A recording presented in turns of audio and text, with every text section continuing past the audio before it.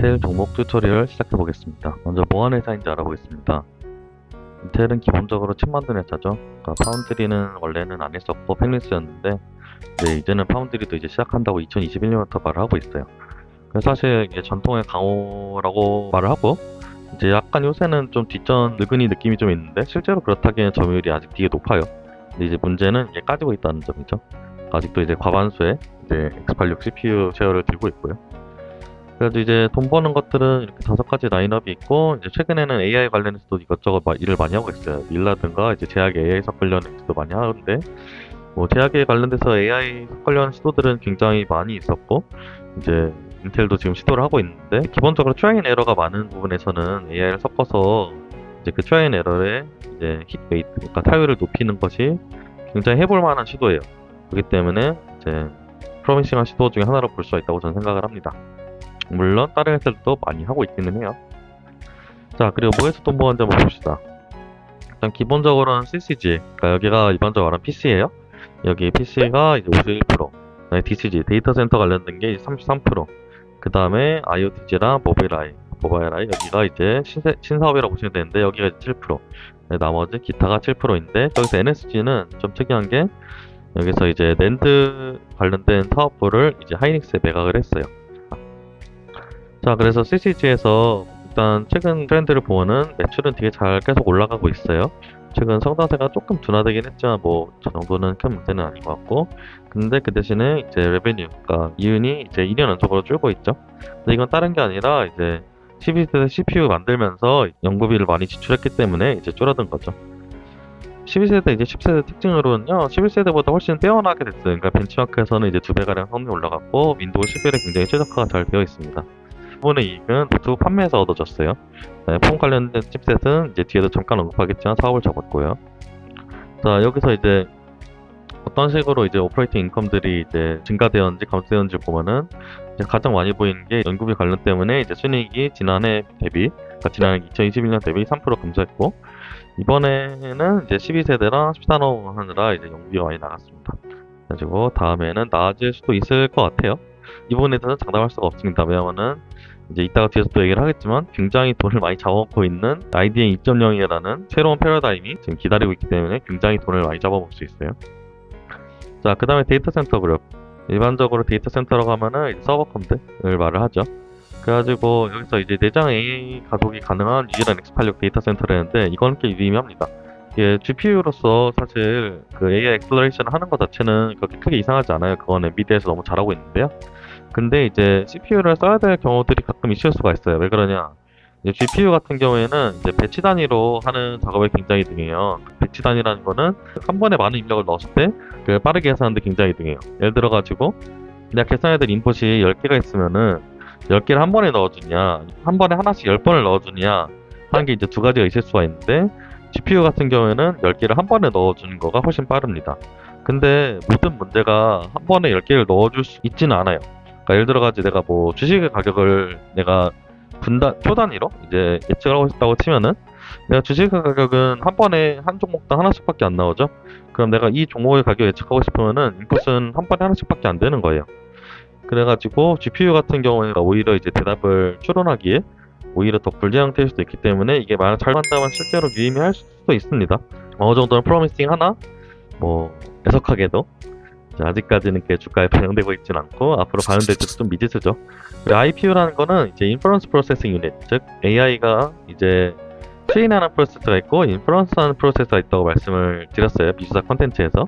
트레인하는 거는 이때까지 데이터들을 보고 학습을 하는 거예요. 인퍼런스를 하는 거는 이제 학습한 걸 가지고 어떤 인풋이 새로 들어왔을 때 결론을 내리는 겁니다. 그때 이제 최적화된 이제 칩을 만들었다고 생각을 하시면 되겠어요.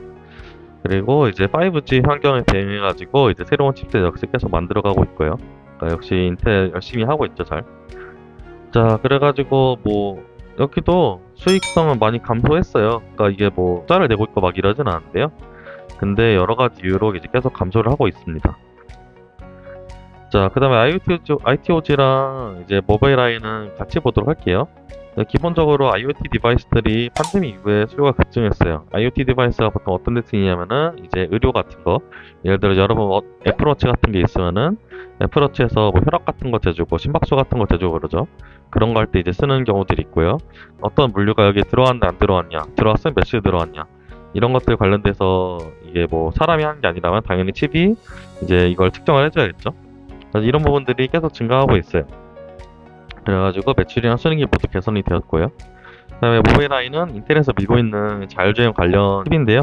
이건 좀 특이하게 이제 자율주행도 보면 라이다 진영 있고 라이다 아닌 진영이 있잖아요. 모빌아이는 라이다를 쓰지 않는 진영입니다. 일반적으로는 라이다를 쓰는 게 정석인 것 같아요. 테슬라를 제외하면은.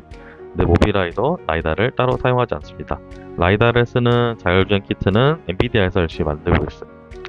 자, 그 다음에 이것까지는 이제 어떤 식으로 돈을 버는지 간단히 알아봤고, 그 다음에 어떤 걸 또 알아둬야 될 것인가. 자, 첫 번째로 인텔 공시나 인텔 관련된 자료들을 읽다 보면은 IDM 2.0이라는 게 굉장히 많이 보일 거예요. 이게 뭐냐면은 인텔의 이제 새로운 사업 창사진인데, 자, 그럼 IDM이 뭐냐? IDM은 Integrated Device Manufacturing. 저기가 이제 반도체 설계만 했었는데 원래는 이제 제조하는 것까지 다 해먹겠다. 이제 종합적으로 디바이스 제조를 하겠다 이런 뜻이에요. 그래가지고 이제 팹에 20조 가량 돈 박을 거라고 말을 하고 지금 실제로 받고 있죠. 자, 그래가지고 외부 위탁을 그럼 아예 안 할 거냐 물어보면 외부 위탁을 유지를 해요. 어느 정도는 TSMC에서. 하지만 자체적인 팹 역량도 열심히 배양을 하겠다. 즉 한동안은 죽어라 돈을 열심히 엄청나게 많이 쓰겠다 이런 소리죠. 그렇기 때문에 IDM 2.0에 대해서 이제 부정적인 소식이 나온 경우 혹은 긍정적인 소식이 나온 경우에 따라서 이제 인텔의 미래가 거의 많이 휘청휘청 많이 갈린다고 볼 수가 있습니다. 그렇기 때문에 이 용어를 알아두셔야 하고요. 자, 그 다음에 이건 인텔에만 쓰이는 건 아닌데요. 칩섹트라는 게 있어요. 이제 맥칩 그레이러게 말 그대로 반도체 용량을 더 끌어올리겠다는 건데, 근데 반도체에 보면은 두 가지의 섹터가 있어요. 첫 번째는 이제 생산, 두 번째는 이제 설계. 근데 설계 쪽에서는 미국 애들이 이미 너무 잘하고 있어요. 그래서 맥칩 그레이러기라는 거는 제조 쪽을 이제 더 끌어올리겠다는 소리예요. 즉 파운드리 업체에다가 이제 돈을 많이 때려박겠다는 소리인데, 근데 이제 인텔 같은 경우에 파운드리를 하겠다고 이제 선언을 했잖아요. 그래가지고 인텔에서는 이제 칩 엑스에 대해서 굉장히 긍정적으로 이제 골씨를 호재였는데, 근데 좀 슬프게도 실적이 박아버려서, 그리고 이제 파운드리라는 것 자체가 실제로 하기가 굉장히 어려운 사업이죠. 그렇기 때문에 이제 실적도 박았고 파운드리에 대한 리스크가 있기 때문에 여전히 주가는 좀 메롱메롱합니다. 실제로 앞으로 어떻게 이 칩 섹트가 실질적으로 도움이 될지, 그리고 이 칩 섹트에서 이제 TSMC나 삼성전자 같은 애들도 이제 미국에다 투자를 많이 한단 말이에요. 그런 경우에 이제 칩 섹트에서 얼마만큼의 쉐어를 삼성전자랑 TSMC가 나눠 가질지 이 부분들을 체크를 해야 되겠습니다. 자, 그리고 이거는 이제 벌써 2021년 얘기인데요. 이제 낸드 사업부를 하이닉스에 매각을 했어요. 그래서 12월 29일까지 1차적으로 인도를 했고, 이때까지 12달러, 대략 그 당시 환율로 7조 정도 되겠네요. 네, 그 정도 돈을 받았고, 그 다음에 이제 계속 2차적으로 조금씩 인도를 하는데요. 그리고 이제 2025년 4월 전까지 끝날 거는 아닌 것 같다라고 예상된다고 하네요. 그 다음에 이제 잡다한 사업들을 많이 정리를 했어요. 이제 홈 게이트웨이 플랫폼, 그리고 이제 스마트폰 모뎀 같은 것들을 2021년부로 싹 정리를 하고, 이제 파운드리 사업에 꽤 많이 집중하려는 것으로 보입니다. 자, 그래서 돈을 잘 버는지 한번 볼게요. 일단 돈을 잘 벌고 있어요. 이윤 못 내는 기술 기업이랑 묶이고 막 그럴 짬밥은 솔직히 아니에요. 그러니까 이제 인텔이 워낙 이제 사람들이 이제 아주 많이 무시하고 있는데요, 현실적으로. 근데 실제로 재무가 나쁘냐 물어보면 솔직히 그렇지는 않습니다. 매출은 줄고 있어요. 매출은 줄고 있는 이유가 가장 큰 게 일단 시장 점유율을 아무한테 뺏기고 있잖아요. 그때 매출이 줄고 있는데, 근데 그럼에도 불구하고 오퍼레이팅 인컴은 어쨌든 증가를 했어요. 근데 이번에 오퍼레이팅 인컴 증가한 거는 조금 걸러봐야 되는 게 기타 사업부들 정리한 거, 그리고 이제 가장 크게는 이제 인텔에서 하이닉스 판 거, 그것 때문에 이제 좀 차익이 크게 잡히는 겁니다. 여튼 그렇기 때문에 이제 재무가 나쁘다고 볼 수는 없습니다. 자, 그 다음에 실적이 이제 계속 나올 텐데, 실적 관전 포인트는 뭐냐면요, 일단 이번에 12세대 칩셋을 냈잖아요. 그거 가지고 얼마나 유의미하게 시장 점유율을 다시 끌어올릴 수 있겠느냐, 이게 하나 있고요. 그다음 파운드리 공장에 대한 시그널들이 계속 나올 거예요. 근데 이게 뭐 나왔는데 계속 돈만 먹는 하마다 하면은 실적도 안 좋을 것이고 주가도 올라갈 가능성이 별로 없겠죠. 근데 반대로 칩셋이 좀 별로더라도 파운드리 공장이 실제로 어느 정도 돌아가는 것 같다. 그리고 인텔에서 어떤 걸 했냐면은 말을 할 때 우리가 파운드리 만들어서 대놓고 미국 내, 특히 애플 아예 딱 집어서 말했는데 애플에서 수주를 받겠다 애플 수주를 따와가지고 이제 make 인텔 create again을 하겠다 했는데 이런 식의 시그널이 나오는 경우에는 굉장히 이제 긍정적으로 주가에 반영될 가능성이 높기 때문에 이것도 실적 관전 포인트로 꼭 넣어둬야겠습니다. 그 다음에 이제 제 개인적으로 공부한 부분, 저는 이제 자율주행 쪽에 관심이 굉장히 많기 때문에 모빌아이가 과연 경쟁사라고 하면 테슬라, 그리고 엔비디아 플러스 루미나, 그리고 이제 다양한 또 자율주행 하는 업체가 워낙 다양하죠. 구글에서도 지금 웨이모를 하고 있고요. 자, 그런 상황에서 경쟁사들을 이기고 자율주행 마켓을 얼마나 잘 먹을 수 있을지, 혹은 먹지 못하더라도 어떤 특정 섹터를 자기가 이제 가져갈 수 있을지, 이 부분을 한번 지켜봐야 되겠습니다. 자, 그 다음 어떤 리스크가 있는지 이걸 보면은, 일단 제가 볼 때 여기서 가장 큰 리스크는 경쟁사들이 너무 미쳤어요. 한반도가 뭐 군사력이 막 6위 이런데 주변인 네 나라가 한반도보다 더 군사력이 좋죠. 그러니까 이게 뭔 말이냐? 그러니까 인텔이 멍청한 게 아니에요. 인텔도 정말 대단한 기업입니다. 그러니까 진짜 반도체라는 거를 시작한 기업이라고 봐야 돼요. 근데 인텔이 멍청한 게 아니라 경쟁사들이 너무 쟁쟁해요. 가장 크게 볼 수 있는 경쟁사가 일단은 암드죠. 지금 뭐 숙명의 라이벌 아주 그냥 거세게 들이닥치고 있죠. 시가총액이 아예 역전이 돼버렸어요. 그러니까 이게 맞는데 좀 싶어요. 어쨌거나 아직까지는 인텔이 총이 역전이 되었다는 거는 굉장히 이제 시장에서는 암드를 더 밝게 보고 인텔에 대해서 좀 어둡게 본다는 소리죠. 자, 그 다음에 엔비디아가 이제 AI랑 코인체불 등등으로 약간 신사업 부분에서 압도적으로 진짜 거의 독점하는 듯한 모습을 보였죠. 실제로 독점을 했고요.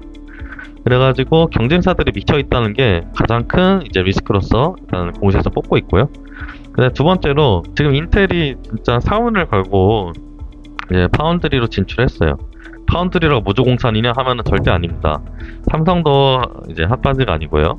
하이닉스도 당연히 굉장히 강한 이제 경쟁사고, 이제 그리고 이제 비메모리 반도체 쪽에서 TSMC 등 강자가 너무너무 많아요. 근데 이걸 어떻게 이길 수 있을까? 이게 칩섹트만 바라보고 있을 수가 있을까면, 칩섹트에서 삼성이랑 TSMC 같은 데들도 어차피 너네도 동맹국이고, 삼성 같은 경우 이번에 지어준 반도체 공장이 이제 미국에서 역대 가장 큰 이제 외국인 직접 투자예요. 자, 그런 경우에 이 칩섹트에서 뭐 얘네 아예 그냥 배제할 수 있을까 보면은 미지수죠. 어떻게 될지 진짜 모르죠. 칩섹트만 바라보고 있는 거는 되게 위험한 일인데, 근데 아이디 입존이 꼬꾸라지면은 솔직히 인텔도 그냥 역사의 뒤안길로 가는 거예요. 인텔이라고 뭐 그래서 영원 불멸할 수는 없는 거죠. 그냥 큰 사업 하다가 망하면은 어떤 회사든 가버리는 겁니다. 그래서 이것도 굉장히 큰 리스크라고 봐야겠고, 앞으로 인텔에 대해서 이제 보고 싶으시면은 계속 꼭 챙겨보셔야겠습니다.